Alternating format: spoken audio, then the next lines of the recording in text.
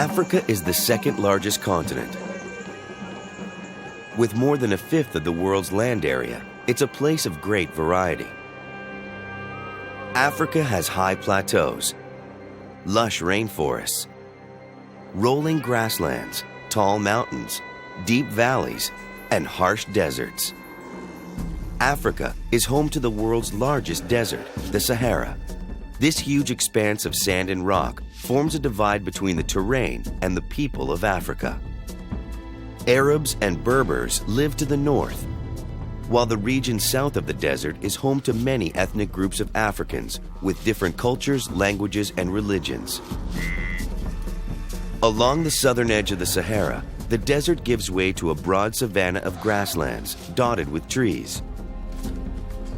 Great herds of animals such as elephants and zebras have roamed the savanna for thousands of years. Two of Africa's greatest kingdoms grew up in West Africa south of the Sahara, along the Niger River in the modern country of Mali. The first of these great trading empires was Ghana. It was founded around AD 300 by a people called the Soninka. They may have been the first West Africans to make iron. Their iron tools and weapons gave them an advantage over other groups in West Africa, whom they conquered to create a strong state, the Kingdom of Ghana. The kings of Ghana built their power on the trade of two key products, gold and salt. Gold was the basis of currency in most parts of the world, and West Africa had lots of it.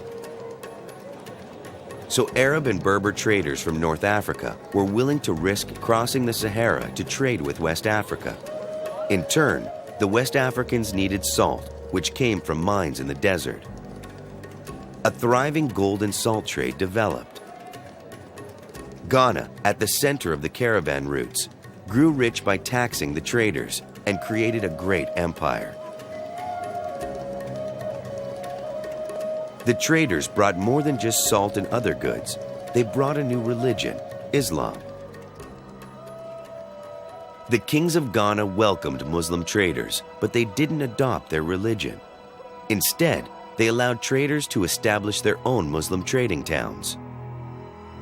But around 1050, an extreme Muslim religious movement arose among the desert Arabs. Its followers, called Almoravids, waged war on all non-Muslims. In 1076, they swept into Ghana, capturing its capital and forcing the people of Ghana to convert to Islam or be killed. Almoravid control over Ghana lasted only about 10 years, but the empire never recovered. A new empire soon grew up along the Niger River. A young prince of the Mandinka people, related to the Soninka, took control of the former capital of Ghana in 1235 and established the Empire of Mali. The people of Mali recaptured the gold-producing areas and brought back the profitable trade in gold and salt. Like Ghana before it, Mali became rich, powerful, and the envy of other African nations. Mali's territory expanded north and west of the Atlantic Ocean. By the 14th century, Mali reached its height of power, covering an area about the size of Western Europe. But unlike those in Ghana's empire, the people of Mali accepted Islam. This shared religion gave Mali closer ties to the Muslim cities of North Africa. And as Mali expanded its empire, it helped spread Islam. Cities like Timbuktu, Gao, and Janneh still show signs of the impressive mosques and Islamic learning centers built during Mali's rule. When Mali finally weakened, another empire arose. Centered in the city of Gao, the Songhai Empire also encouraged the spread of Islam across West Africa. The lasting impact of these empires can still be seen today. Millions still speak the languages of Mali and Songhai. Many traditional West African songs, dances, and stories have been passed down for centuries. The marketplaces, first used by gold and salt traders, still bustle with activity. And Islam still lives in these areas, alongside traditional African religions.